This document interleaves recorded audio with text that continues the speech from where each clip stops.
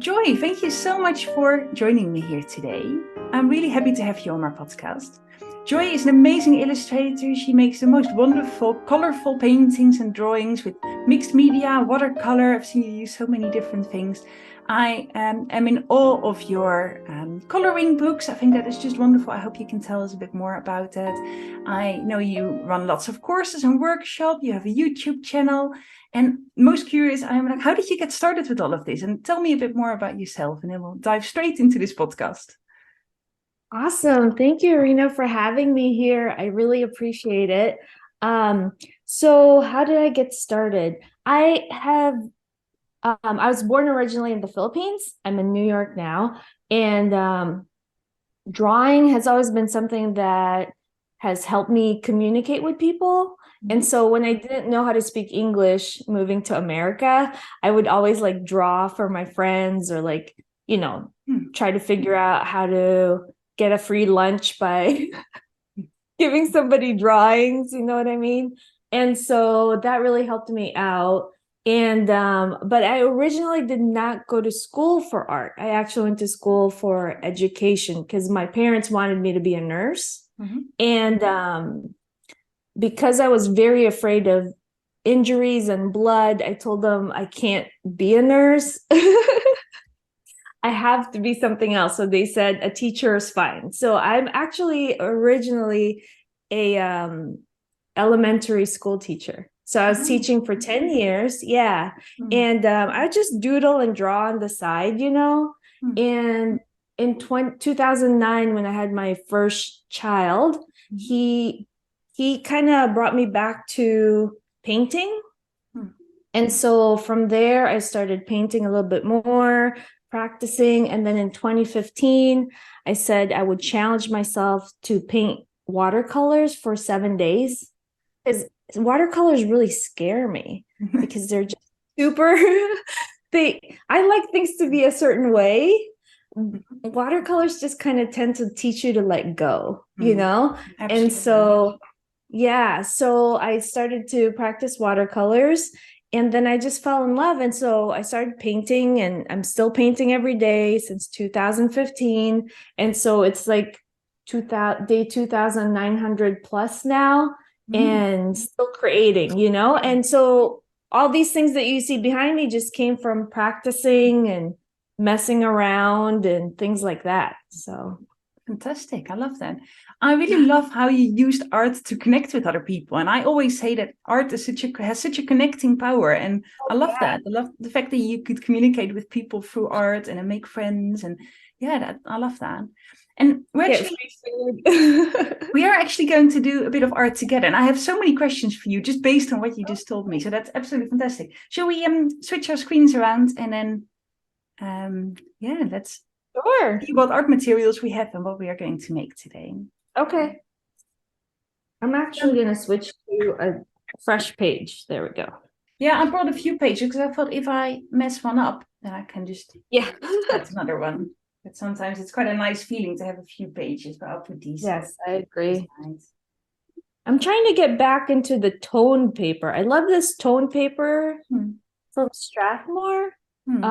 So I'm just I'm trying to get back to it because I've just been using regular paper for, watercolor paper in the sketchbook. So just to challenge myself a little bit more. To make it extra difficult when we're talking and painting, you also want to put in an extra challenge. I love that. Yes.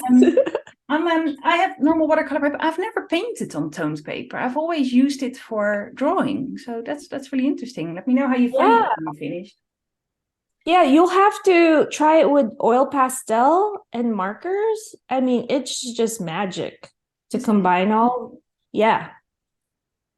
I'm going to use my watercolor markers, which I have here, because I've not used them for a while, and I thought they would work really great for some florals. And I know you love creating florals, and you have so many really expressive paintings that people can all see on your website and on Instagram. And so I'm going to use my markers because I thought they'd be a really great material to use. And I have some color pencils here as well, just to add some extra marks if I want to. I want to be. Yeah, I do too. I'm going to use. So, and a cup of tea is very important. So Do you keep your tea away from your paint water? I'll try. Yeah, this goes wrong Yeah, I very tried often, to. so it's I definitely try and do that. So we have some references on screen as well, just for a bit of inspiration. But I'm not going to follow the reference to the dot. I'm just going to get a bit of inspiration from there for the colors and some of the shapes and stuff that I'm seeing. Absolutely. Do you tend to? What's your approach to painting? Tell me a bit more about it. What do you? Yeah, how do you Oh yeah, get started? What sure. do you do? I usually just like you, I'm studying the reference photo. Sorry, I'm just trying to make sure I'm in your frame here. Maybe I turn this. Um, I usually just my approach. It's really very loose. Mhm. And for some reason, my brain, like I told you, I like to have things in certain ways. So I tend to make boxes for everything. And I steal my son's Legos. I have my own Lego collection now. And I steal all of his Legos and I use them for my boxes. Um, I use them for my brush holders. Oh, look at that. I have so Yeah. much Lego still from when I was a child. Maybe I need to repurpose Oh, it. you should take it out. And then look at this. This is like a viewfinder that I made out of Lego. Ah, look at So that. then, on the reference photo, you could just, anyway. I love it. Such a clever idea. Yeah, I use it all the time for everything. He hates it because he keeps losing pieces. But the rule is if I step on it, it automatically becomes mine. So Ah. So it's also a motivational way of tidying the room. yes. Yes. I love that. But yeah, so my approach, I normally just start with color pencil because I feel like it tricks my brain into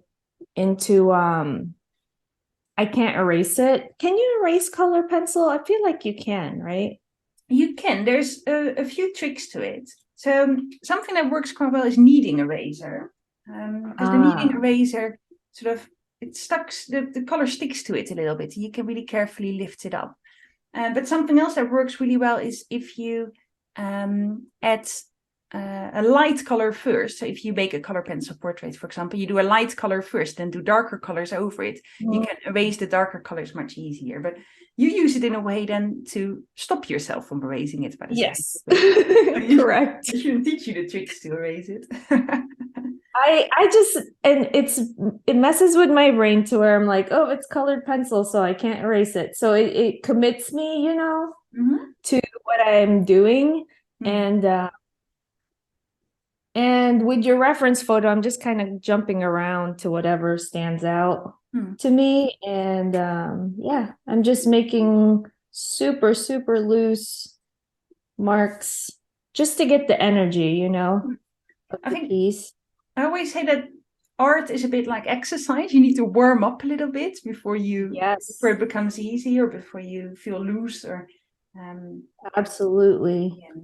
And sometimes, it's funny because when I post pictures on Instagram or different places, people are like, oh, wow, that's so pretty. But then they don't see like the other pieces of paper on the floor that didn't work out. You know what I mean? Like, yeah. Yeah, like this is gonna be painting number 5 actually that I'm posting for you, So in social media is so funny that way, right? It is, isn't it? It only gives you a glimpse into someone's lives, and people often forget that it's not the whole picture that you see. It's only what people want to share, what they feel comfortable to share, and yeah, it's I have a bit of a love-hate relationship with social media. There's things that I really love about it, but I find it also quite draining at times.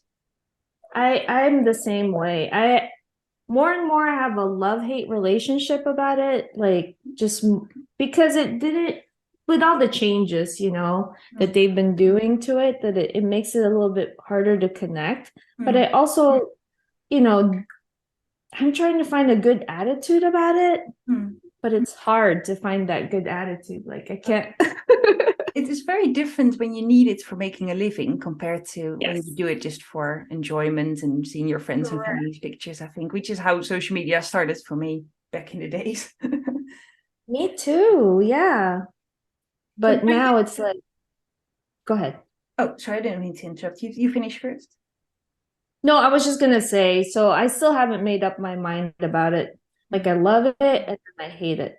The same with you. When you stopped teaching now, right? Or do you still are you I'm still still teach. a primary Yeah, school teacher, so darling?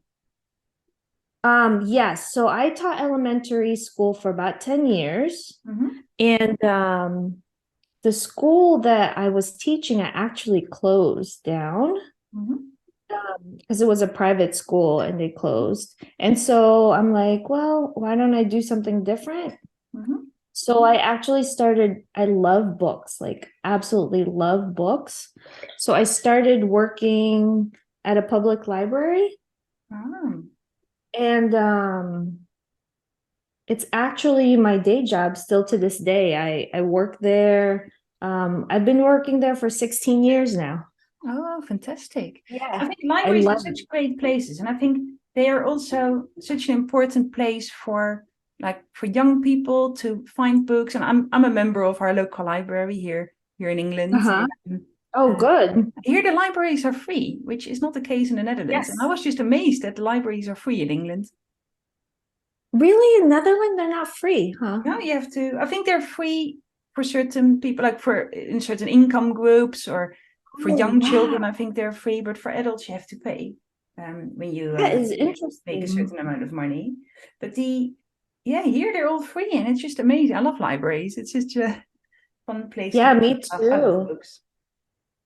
You know, when I was growing up in the Philippines, and it could just be me not knowing because um, I don't know how old I was, but I didn't even know there was a place called a library until I came to America. And my teacher, because I didn't know how to speak English, I was trying to acquire as much language as I can, read and Mhm. practice. Um, I would stay so late in her classroom that she was just like, I have to go home, Joy. Like, you have to leave my classroom now. And I told her, I'm almost done with my book. And she said, did you know there's such a thing as a library? And I'm like, what is that? And so she introduced me to it, and I've been hooked ever since. And I'm still a part of a library to this day. I can really relate to that. When I was a child, and I was always reading in class, and during the lunch breaks, we had to go and play outside, and I really didn't want to. Yeah. I just wanted to read, and the teacher made me go play outside, and I just took my book and then sit somewhere in the corner and read. Yeah. Yeah, it's exactly the same. My mom put a curfew on the amount of hours that I was allowed to read each day. Oh Yeah, man, she's like, "No, that's hard. you need to move. You stop reading." Yeah. Yeah. Yeah, my mom would take us to the library and she would wait outside while my brother and I picked stacks and stacks of books. And it's just funny that's still carried today. My two kids love to read, so we have books in the car, books in the kitchen, the living room. It's just, to be able to get it for free, Mm. it's really great. Yes, isn't it? Yeah, I totally agree with you. So Yeah, if you had to so choose that's between reading or painting, what would be your I would like to combine both, like audiobooks and painting. Um, I sometimes do that, but oh wow, I would say painting. As much as I love to read, I think I would paint over reading. But yeah, so um I started working at a library and then I started actually I'm trying to get back to your original questions. I get distracted. I'm sorry. Um I think that happens with I painting as well because you're concentrated on two things at once, which makes it yeah. really difficult, I think. But it's okay. We So can. yeah. But I actually started to research when I was working at the library, not like research while I was working, but found out about surface pattern design. Mm-hmm. Because I was selling my artwork on Etsy, Mm-hmm.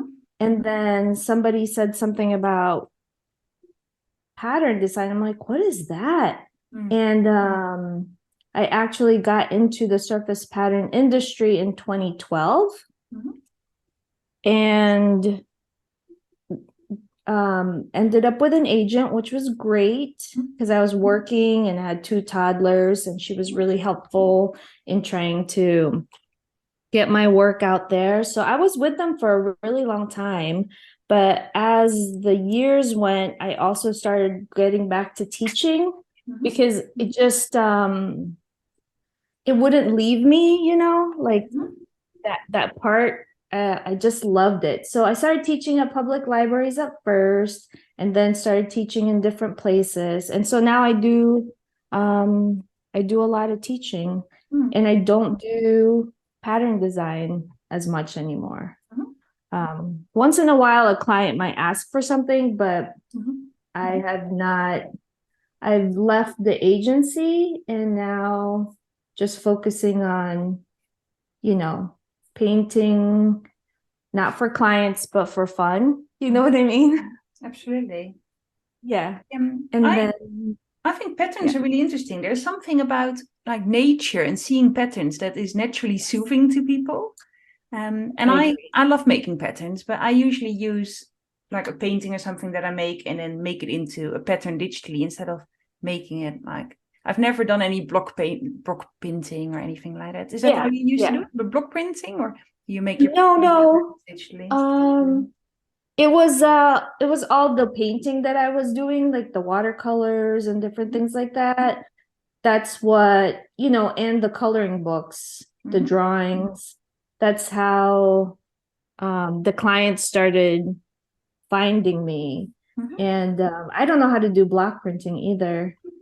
But yeah, so I would paint it and then scan it, and then from there, give them the final pieces or whatever they need. But yeah. Interesting. And what classes do you teach? Because I sort of know already a little bit, but tell me a bit more about your courses and your workshops.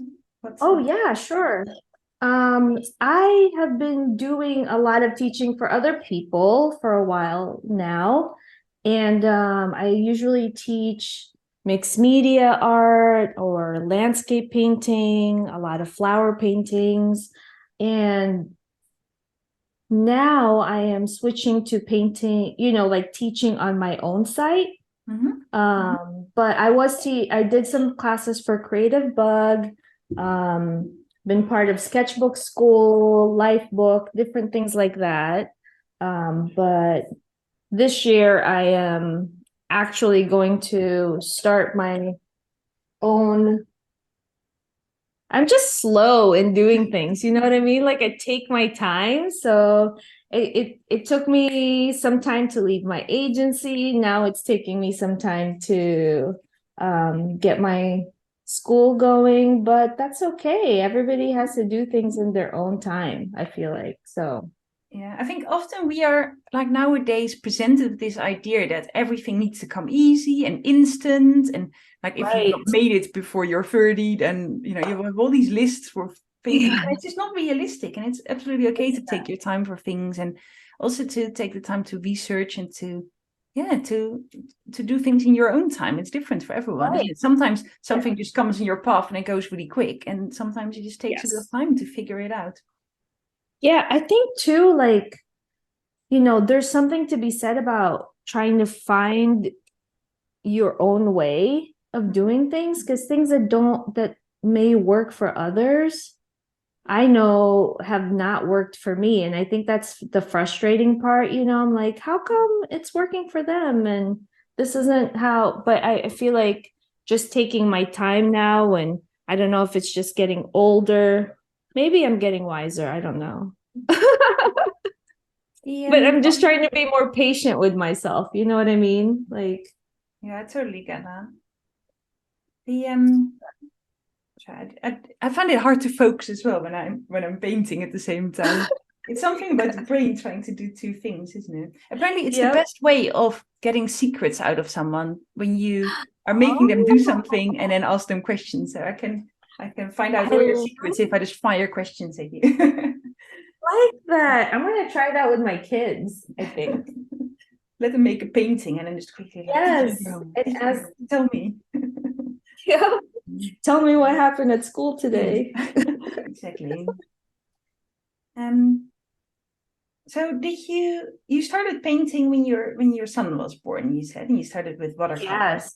And what did that do for you? Like how because clearly you liked it because you're still carrying on. So what happened? How in watercolor you clearly fell in love with it? Is it still your main medium? I feel like it works its way into everything I do, you know. So yeah, I still love it. It's my favorite, and when I don't use it, I feel kind of lost. Does that make sense? Like I don't know, it follows me around, and I don't mind.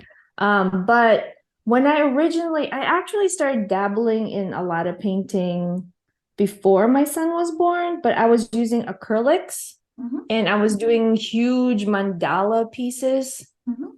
And it, for some reason, I don't know why, it started to become more of a burden than something that was fun to do, if that makes any sense. So then I actually gave all of my art supplies away. Really? I had this guy come in 2009. He was my husband's coworker. His name was Roger. And I didn't see him when he came to get my stuff, but I just had my husband ask Roger to take all of my art supplies because he also was an artist, I think. I don't know what kind of art he did, but he came and took all my art supplies, and the only thing I kept was a Sharpie pen and a sketchbook. Wow. And so I started just drawing, you know. I also didn't know if I was overwhelmed, and I didn't know if the paints would be toxic to my son. I was using acrylics. Yeah. I was doing a lot of encaustic art too in the mix of the acrylic, so I just gave it all away. And then so now when I get frustrated about a medium or something, I always tease my kids. I'm like, "Where's Roger? He has to come get my stuff." I can't imagine giving away all my art supplies. Yeah. Oh, I'd really struggle with that. I did bring some things to a charity shop that I didn't use the other day. We have charity shops here in the UK, and they're secondhand shops, but they don't make any profit. All the money goes to charity. And I already found that really hard to do. And it was paint that I hadn't used for years. I thought, okay, someone can use this. And it is hard now, but did you ever regret it, getting rid of everything? No, I don't, because I think it made me focus on just drawing. So with the Sharpie pen and the sketchbook, and I would just do that all the time, just doodle and draw for the longest time. And those drawings actually ended up in a coloring book years and years later, you know, because it was just doodles. But yeah, I don't regret it, because then it just like, it's weird because it doesn't make things seem permanent, because somebody can just come and take it away, you know. Weirdly. So maybe liberating in a way. Yes, absolutely. Because then I slowly started amassing new tools, and then in 2015, when I was just like, I'm gonna learn how to paint with watercolors. I'm gonna conquer my fear, and I'm just gonna do it. I started, like, this set right here, I bought in 2019. Because I was just using like this Holbein, I think is how you say it. Is that how you say it? Yeah, I think it's German, isn't it, Holbein? I think so. Is it? Possibly. I don't know. But I was just using, like, you know, like a really, really cheap set, which was fine, because sometimes cheap sets are great. Because when you're playing, you don't feel so precious with all the stuff that you're amassing. So yeah, I just bought a cheap set, and then finally I was just like, oh, maybe I'm gonna be serious about this. So I invested in a set of Holbeins, and they have lasted me for a really long time, surprisingly. Yeah. I think there's something liberating about buying really cheap art materials and then having the freedom to just mess it up and just create lots, and you don't have to feel guilty about a page coming out ugly, or sometimes having a really cheap sketchbook can be great, but it's also really lovely to have some wonderful paper and some wonderful paper where it just flows easier when everything just comes a little bit easier with nicer materials. But I do sometimes feel the pressure on now what I'm making has to be great. Yeah. So I have this, like, I don't know how you say it, and you might know how to pronounce it. Is it sennelier? Like the oil pastels. I think it's sennelier. I think it's French, isn't it? Yeah. Yeah. So I have those, and I am always so scared to use them. Like, I don't know why. I have to get over the block of I'm using these like super cheap Pentel ones that I got for like $5. And I just use them on everything. And then I bought the one above it, which is this gallery ones, which are a little bit more buttery. I use those all the time. But the other ones, when I break them out, I need to change my mindset about them. I think that's what it is. Yeah, they're meant to be used, so you need to enjoy them. But it's hard sometimes. I'm really new to oil pastels. What do you like about using oil pastels? I have a few boxes that they're quite old, but I don't use them very often. What do you like about using oil pastels?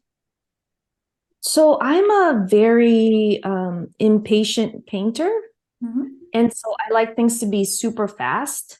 And I think with the oil pastels, it helps me get my, I don't have oil paint. So it gives me like the feeling of an oil paint and the marks of an oil paint, but with a pastel, if that makes sense. They're fast. They're like watercolor to me. Like, they're super fast. They make really great marks. I feel like and the same with watercolor. I feel like I just barely scratched the surface. Like, I feel like I have so much more to learn with the different tools, that I'm just always trying to push myself to learn more about them. But yeah, I don't know. I love that it can cover things. It is messy though. That's the one thing. Yeah. They're messy. I love the texture of oil pastels. Yes. It's a very different texture from color pencils or watercolors, which is often very smooth, and then with pastels is a bit rougher. And I love the texture. I need to start playing with mine more. Yes, they're so fun. I encourage that for sure. You're gonna enjoy it, I think. Once you start like really. The only thing I said, like in the middle of my pages, because I use oil pastels a lot, I just put a piece of paper in between. And do you see how like they layer really well on top of watercolor? Oh, fantastic. You know what I mean? So I love using them. You cannot use them the other way around, I'm assuming, because if there's oil, the watercolor won't take, would it? I use it like that also. Really? Like, I just I'll put a color down and then I'll paint over it, kind of like a resist. You know what I mean? Like it does a different look. So there's this one pencil. This one pencil is an oil pencil, a chalk oil. And at first I really hated it. But then as I started using it more and more, it does like the weirdest lines that when you paint, I'm doing some right now, so I'll show you. When you paint over it, it makes it pop more. Of course, when I show you, it's not gonna do what. I see. It won't do. It'll start to show up in. I don't know. It's a very strange medium. Yeah, I love him. I like it. I really like it a lot. Yeah. Do you have any mediums or art goals or like things that you want to learn or like explore over the next year or so? Yeah, I would love to. So the 100-day challenge that people do all the time. I'm trying to learn. I'm also trying to read about different artists and listen to interviews and stuff. And one of the artists I was listening to was David Hockney. Mm-hmm. And his biggest thing is seeing what's around you, Mm-hmm. seeing things, like really noticing. And so I'm trying to add that more to my work, like trying to be really mindful of when we're going on a walk, really seeing what the color, he's like the pavement, what color is it? Sometimes it's purple, sometimes it's, you know what I mean? I'm like, oh yeah, it has different tints to it. So I'm trying to see more, and with that I'm trying to learn how to do color combinations with some of the different things that maybe I'm coming across. So I'm trying to challenge myself, like as the 100-day challenge, to do some different color combinations that I'm just seeing around me. Mm-hmm. I love that. I'm a big fan of mindfulness and meditation. Yes. And things around you, and I love that. Yeah, it's I think great. a big part of making art is looking. I agree with that. Yeah. I have to remind myself to actually look. Hockney was saying it's good to paint from life, you know? And sometimes that's just hard in the winter here. I'm sure there's a way to do it, like go outside and paint, but the cold and I don't get along. in the wrong time zone, because there's lots of areas in the US that are lovely and warm, but New York gets so cold in the winter, doesn't it? I know. You know what? I grew up in the Philippines, like I said, and then we moved to California. And then I went to school in Texas, which is all warm places. And I met my husband and he's from New York. I met him in Texas, and he brought me to New York. And he didn't tell me how cold it gets here until after. I think it was a clever move on his part. I think Yes, it was strategic. Yeah. The funny thing is, my kids are never cold. But me, I'm like always bundled up. Like, you can't see it right now, but I have like socks all the way up to my knees right now. That's the beauty about video calls. You can just like whatever big blankets and stuff you're curled up in underneath, no one will know. Yeah, nobody can tell. That's great. Yeah, I'm the same. I'm always cold, and I think it's maybe a bit of a female thing as well. Like, our bodies get cold quite quick. So I'm really enjoying this painting. I've quite often really focused on making drawings that are really precise, and to just let go and make something a bit loose. I find it a lot of fun, and it's good to challenge my perfectionism to let go of them. Yeah. Great. I'm so glad. Yeah, just having fun, because you never know. Like, even this piece, I might be like, I don't know if I love it. There might be aspects of it that I like, you know? And then I just remind myself, add that to your next painting. Absolutely. Are you still making coloring books? Because when I looked on your website, there's so many of them. I was just blown away. I thought, oh, maybe she's made one or two, but no, you know how many you've made by heart? Oh, wow. 1, 2, 3, maybe 5. Maybe 5 now. Yeah, I can't remember. Thank you. Yeah, I don't really, you know what's a really weird secret about me? I love drawing them. I hate coloring them. Don't tell anybody that. I cannot color. I don't know why. My husband comes from a really big family, and I have a lot of nieces who love to color. And they always ask me, Aunt Joy, can we color your coloring books? I'm like, yeah, let's color. And I can sit there for a few minutes, and then I'm like, I'm out. Like, I can't color. You made them, or do you think that's maybe for all coloring books? I tried the other day with a different coloring book because I thought maybe it's just in my mind. It's any coloring book. I don't know why. Isn't that weird? I don't know. I'm never really into coloring books. I know that people find them really relaxing, and I think they're wonderful. I think I love coloring books, but I think I just like to make my own drawings. Yeah. I love coloring books. I just don't like coloring them. Yeah, it's the same exact way. I've made a lot, and some of them were specifically asked for by clients. And then some of them were just, when my husband's watching a movie that I'm not into, I'll sit next to him and I'll just draw while the movie's going. And some of those coloring books were from that. But yeah, I don't know if I'll make it. I don't like to say no to anything, like in the future. But right now I'm kind of taking a break from that whole illustration world. So teaching and art classes is really your focus right now, or the next year or so. Yeah, it brings me so much joy to teach. I thought maybe it was just when I was teaching, I was really like tired all the time and stressed, but I think it was just because it was my job. You know what I mean? In a way, like making sure these kids could read and like they go to the next math section or whatever. But art, it's different. You're actually like, it's so fun. And I'm sure you know this because you teach all the time too. There's something about liberating people from, like you said, perfection, like helping them past like, oh, you can do this, I love that part.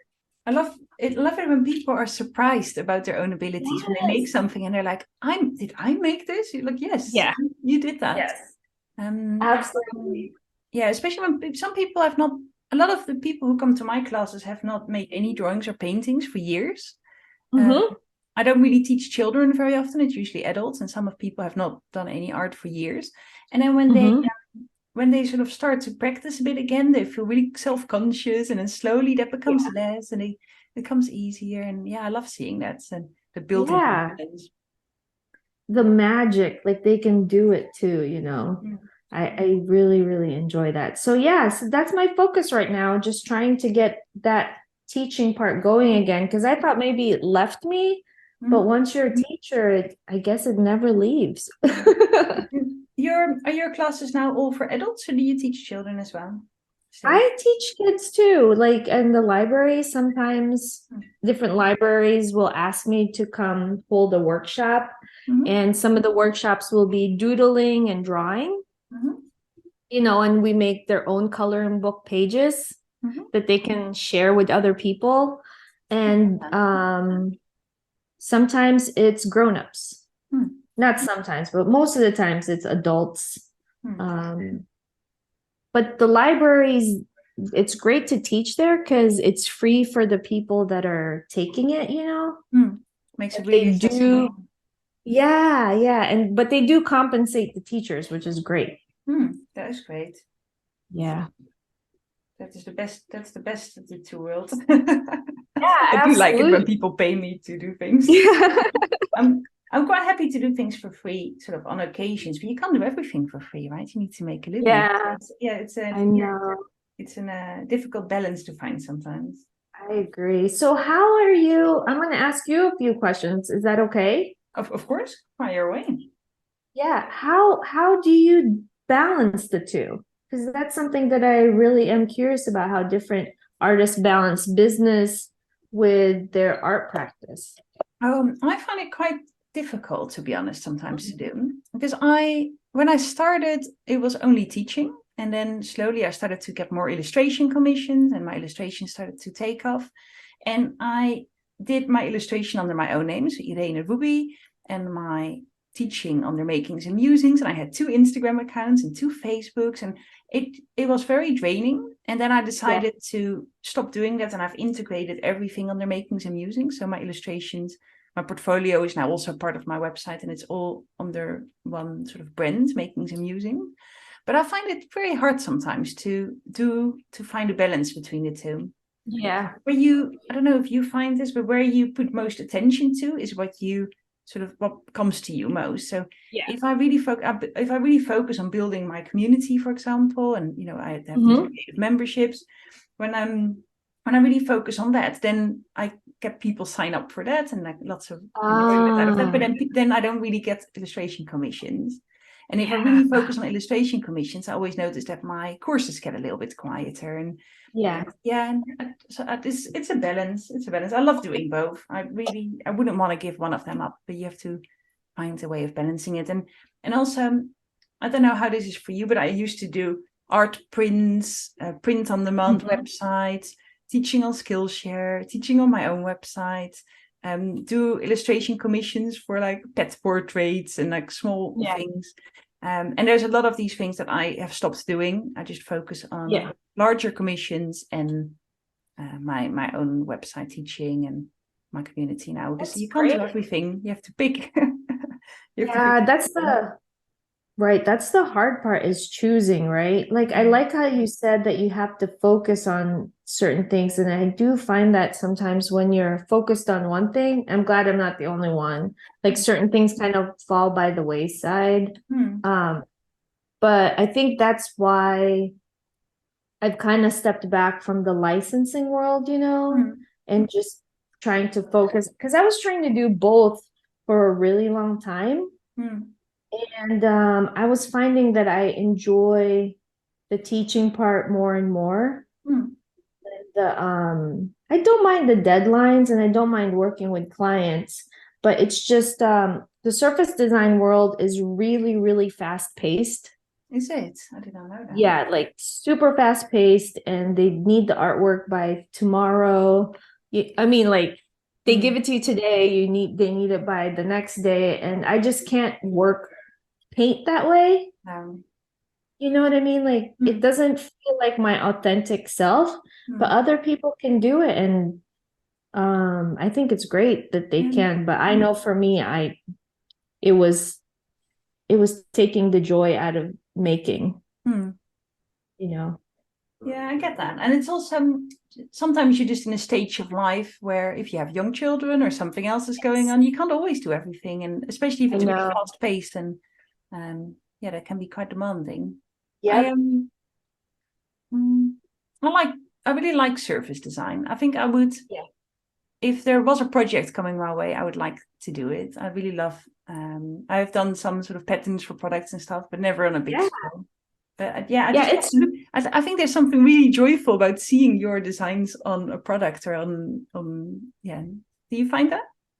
Oh yeah, absolutely. I mean, like going to a store and then seeing your artwork in like Marshalls or Target is absolutely amazing. And it's a lot of fun. But it's finding the balance of like being able to do work you love. For me, I mean, other people, they have a different way of working, and I think it's great.